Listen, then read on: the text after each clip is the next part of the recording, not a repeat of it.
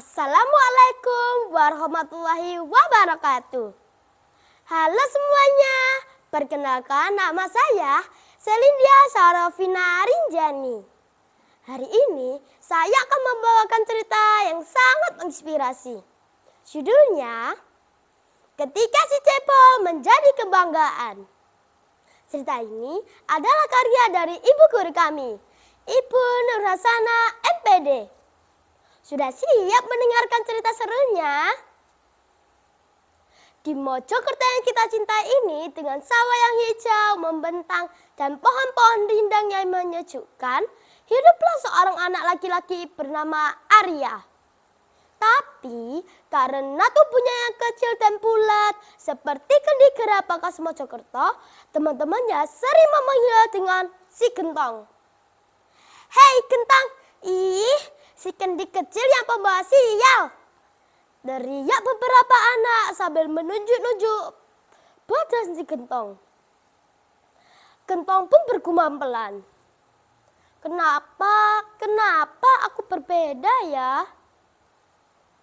Bukan cuma teman-temannya loh, bahkan beberapa orang dewasa di desa juga mengkhawatirkan tubuh si Gentong. Mereka takut bahwa tubuh si Gentong akan membawa pengaruh buruk untuk desa kita. Suatu hari, terlihat ibu kepala desa sedang berbicara dengan bapak kepala desa di rumah joglo mereka yang indah. Pak, panen kali ini kok kurang bagus lagi ya? Jangan-jangan benar kata orang, si Gentong itu. Bapak kepala desa pun menjawab dengan tenang. Sudahlah Bu, jangan berpikir begitu. Semua ini sudah diatur oleh Gusti Allah. Nah teman-teman, meskipun Gentong selalu diejek dan diremehkan, si Gentong ini mempunyai hati yang baik sekali dan semangat yang luar biasa. Dia selalu berusaha yang terbaik meskipun sering diremehkan.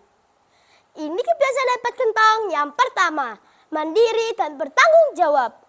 Dia selalu menyelesaikan pekerjaannya sendirian dan membantu ibunya tanpa pernah mengeluh sedikit pun. Suatu sore yang cerah, ketika Gentong sedang membantu ibunya mencari kayu bakar di dekat hutan yang membelah desa kita, tiba-tiba ada yang aneh. Ada asap tebal yang mengarah dari pinggir sungai. Asap kebakaran kah? Benar saja. Ternyata ada kebakaran besar di dekat sungai. Warga desa panik sekali. Mereka berlarian ke sana kemari sambil berteriak-teriak. Kebakaran, kebakaran, cepat selamatkan barang-barang penting. Di tengah kekacauan itu, si Gentong melihat ada anak kecil yang terjebak di gubuk yang sudah dikelilingi oleh api. Anak kecil itu menangis ketakutan. Tolong aku. Tanpa pikir panjang, Gentong langsung lari menuju gubuk yang sudah dikelilingi oleh api. Ini kebiasaan hebat Gentong yang kedua, berpikir kritis dan kreatif. Dia langsung mencari cara untuk menyelamatkan anak kecil itu. Tiba-tiba beberapa anak yang sering mengejeknya berteriak dari kejauhan. Hei Gentong, mau jadi pahlawan kesiangan ya? Sudahlah, percuma saja, badanmu kan kecil begitu. Nah teman-teman, kalian tahu tidak apa yang dilakukan oleh Gentong? Gentong tidak menghiraukan ejekan itu. Dengan cepat, dia melihat ada sebatang bambu yang tergeletak di dekat situ. Dia mengambilnya dan bruk, dia gunakan bambu itu untuk menjebol dinding gubuk yang apinya belum terlalu besar. Gentong berhasil membuat celah dan langsung menarik anak kecil itu. Beberapa detik kemudian, bruk, atap gubuk itu roboh seketika. Ya Tuhan, anakku, terima kasih banyak Nak Gentong, kamu sudah menyelamatkan nyawanya. Warga desa yang tadinya panik pun tiba-tiba terdiam karena keberanian Gentong. Mereka tidak menyangka anak yang sering diremehkan justru menjadi pahlawan di saat yang genting. Ini biasa dapat Gentong yang ketiga, cinta tanah air. Dia rela mempertaruhkan nyawanya untuk menyelamatkan nyawa orang lain. Bapak kepala desa pun menghampiri Gentong dengan wajah yang sangat terharu. Gentong, kamu benar-benar luar biasa. Kami sudah salah menilaimu selama ini. Warga desa yang lain pun ikut berkata, iya Gentong, maafkan kami ya. Dari kejadian itu, dia tidak lagi dipanggil si Gentong yang pembawa sial, tapi sebagai pahlawan yang berani dan tulus. Gentong selalu membantu siapapun dan tanpa mengharapkan imbalan apapun. Ini kebiasaan hebat Gentong yang keempat, menghargai keragaman. Dia tidak pernah membeda-bedakan teman ataupun tetangganya.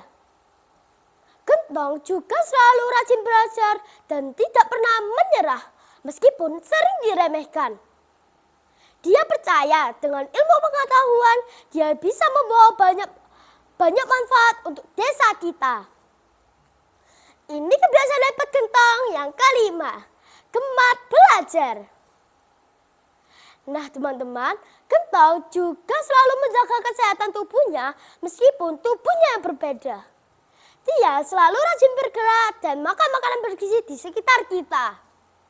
Ini kebiasaan hebat Gentong yang keenam, sehat jasmani dan rohani. Dan yang terakhir, Gentong juga selalu berusaha menjalin hubungan kepada semua orang, meskipun ada yang menyakitinya. Ini kebiasaan hebat Gentong yang ketujuh, berkolaborasi dan bergotong royong. Nah teman-teman, sejak saat itu Gentong tidak lagi dipanggil dengan yang mengejek, tapi mereka memanggil Arya dengan bangga. Bahkan ada yang menjulukinya pahlawan Gentong. Ingat ya teman-teman, sekecil apapun kita bisa melakukan hal-hal besar kalau kita mempunyai hati yang mulia dan tekad yang kuat. Jadilah seperti Gentong, si cendil kecil dari Mojokerto. Bagaimana ceritanya teman-teman? Seru kan? Terima kasih sudah mendengarkan. Wassalamualaikum warahmatullahi wabarakatuh.